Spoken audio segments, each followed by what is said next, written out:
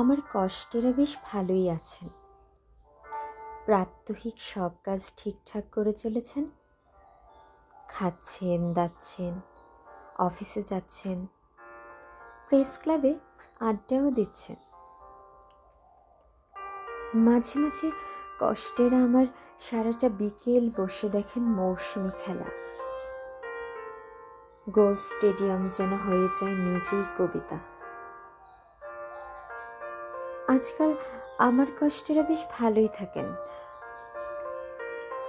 অঙ্কুরোদ্গম প্রিয় এলোমেলো যুবকের অতৃপ্ত মানুষের শুশ্রূষা করেন, বিরোধী দলের ভুল মিছিলের শোভা দেখে হাসেন তুমুল।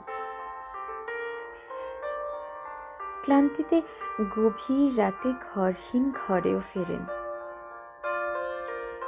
নির্জন নগরে তারা কতিপয় নাগরিক যেন কত কথোপকথনে কাটান বাকিটা রাত।